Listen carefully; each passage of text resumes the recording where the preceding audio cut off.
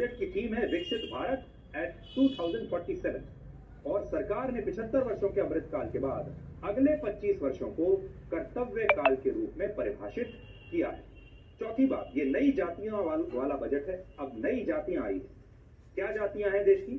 युवा, महिला, किसान और गरीब। ये जातियां हैं जिनके लिए सरकारों ने बड़ी बड़ी योजनाओं का सरकार ने ऐलान किया है और ये बजट ज्ञान पर आधारित है। ज्ञान का मतलब क्या है?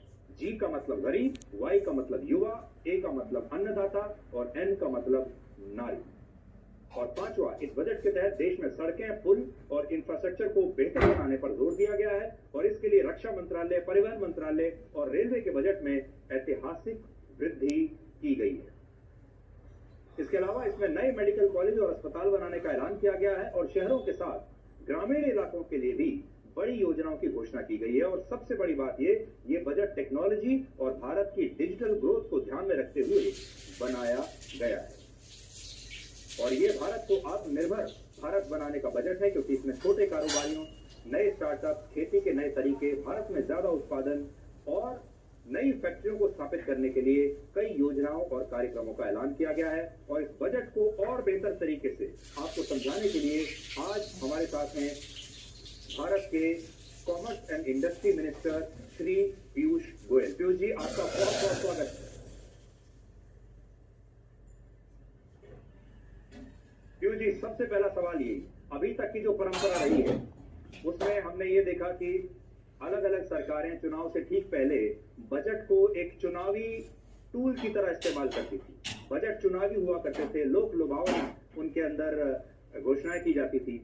आज का जो बजट है, विपक्ष की भाषा में कहूं तो बड़ा सूखा हुआ है। आज का बजट एक सर्जरी की तरह है जो सच है, यानी सच थोड़ी देर परेशान तो करता है लेकिन लॉन्ग टर्म में आपको बड़ा फायदा उससे होता है। तो क्या आप इसको ये मानेंगे कि ये प्रधानमंत्री मोदी का अपना कॉन्फिडेंस है कि वो चुनाव जीत ही रहे हैं? मुझे लगता है कि इसमें प्रधानमंत्री मोदी जी के कॉन्फिडेंस से ज्यादा भारत की जनता का कॉन्फिडेंस प्रधानमंत्री मोदी जी पे झलकता है। प्रधानमंत्री नरेंद्र मोदी जी ने जनता का विश्वास अपने काम से जीता है, जनता का विश्वास अपनी ईमानदारी से जीता है, अपनी मेहनत से जीता है। और जिस प्रकार से 10 वर्ष में भारत के अमूलचूल परिवर्तन हुआ है, जिस प्रकार से बहुत ही कमजोर अर्थव्यवस्था आज विश्व की 5वीं सबसे कमजोर अर्थव्यवस्था बन गई, फ्रेजाइल 5 टू टॉप 5, महंगाई नियंत्रण में, ब्याज के दर नियंत्रण में, विदेशी मुद्रा कंट्रोल हो गई है, विदेशी निवेश आ रहा है। एक प्रकार से भारत में ऐसा कोई पहले कभी परिस्थिति इतनी मजबूत नहीं थी कि लोगों में आत्मविश्वास हो कि भारत भी कभी विकसित देश बन सकता है। पर आज लोगों को विश्वास है कि मोदी है तो मुमकिन है, ये भारत का समय है और आज देश तैयार हो गया बड़ी चुनौती लेने के लिए। आज का जो बजट है ये एक प्रकार से उस चुनौती की आधारशिला रखता है कि हम अभी तैयार है विकसित भारत बनने के लिए।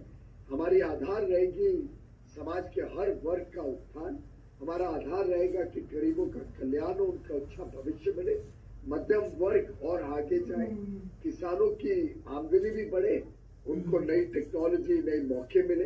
किस प्रकार से महिला की नारी शक्ति को हम वंदन करते हैं, अभी 1/3 रिजर्वेशन लिखी है, लेकिन साथ ही साथ नारी शक्ति की जो संभावनाएं हैं देश की विकास यात्रा को गति देने के लिए उसका सम्मान किया गया है। और होलिस्टिकली देखें तो बड़ा प्रैग्मेटिक बजट है, बड़ा प्रोग्रेसिव बजट है, बड़ा फॉरवर्ड लुकिंग है। मैं साधुवाद करता हूं प्रधानमंत्री मोदी जी का, निर्मला जी का, कि उन्होंने इतना बेहतरीन बजट आज पेश किया। जी, आप तो कॉमर्स और इंडस्ट्री मिनिस्टर हैं और आप जानते हैं कि किसी भी बिजनेस मॉडल में कंटिन्यूटी बहुत जरूरी है। और हम ये लक्ष्य जब कहते हैं कि हम विकसित भारत बनेंगे 2047 तक, हमारा जो बिजनेस मॉडल है उसकी कंटिन्यूटी के लिए इंटरनेशनल स्तर पर जो नए नए बदलाव आ रहे हैं, टेक्नोलॉजीज बदल रही हैं, आर्टिफिशियल इंटेलिजेंस आ रहा है, आपको क्या लगता है कि अंतर्राष्ट्रीय स्तर पर हमारा सबसे बड़ा जो चैलेंज है, चुनौतियां भी तो बहुत सारी होंगी, वहां तक पहुंचने में कौन सी ऐसी चुनौतियां आपको दिखाई देती हैं जिसके लिए हमें कुछ और एक्स्ट्रा तैयारी करनी पड़ेगी? देखिए, आपने देखा होगा मोदी जी अपने आप को नई टेक्नोलॉजी से जो विश्व के परिवर्तन हो रहे हैं उसके साथ हर समय दो कदम आगे रहते हैं। जब आर्टिफिशियल इंटेलिजेंस का प्रभाव बढ़ रहा था तो मोदी जी ने उसके ऊपर पूरा अपनी जानकारियां ली, समझा, विश्व के बड़े प्रमुख लोगों से चर्चा विमर्श करके एक भारत को भी उस दिशा में लेके जाने का काम किया। कोविड आया, इतनी बड़ी महामारी, इतना बड़ा चैलेंज, क्राइसिस, हमने उसको भी एक मौके में परिवर्तित कर दिया। उसका भी लाभ कैसे देश को लंबे अरसे तक रहे, उसमें हमने नई शोध भी करी, अपना वैक्सीन भी बनाए, अपनी पूरी फार्मा इंडस्ट्री और बड़ी खड़ी हुई। अब चुनौतियां तो आगे भी आएंगी, पहले भी थी। चुनौती का सामना आप समझदारी से करो और जैसे आपने करेक्टली कहा, दुनिया चाहती है स्टेबिलिटी, प्रेडिक्टेबिलिटी, ट्रांसपेरेंसी। दुनिया चाहती है कि देश नीजर काम ना करे, कंसिस्टेंसी रहे देश की अर्थव्यवस्था में, देश की पॉलिटिकल लीडरशिप में, देश की नीतियों में। और मैं समझता हूँ मोदी जी ने जिस प्रकार से देश का नेतृत्व किया है, जिस प्रकार से उन्होंने एक पूर्ण बहुमत वाली सरकार जो जनता के आशीर्वाद से मिली, उसके रहते देश को तेज गति से रिफॉर्म, परफॉर्म और ट्रांसफॉर्म की दिशा में लेके गए।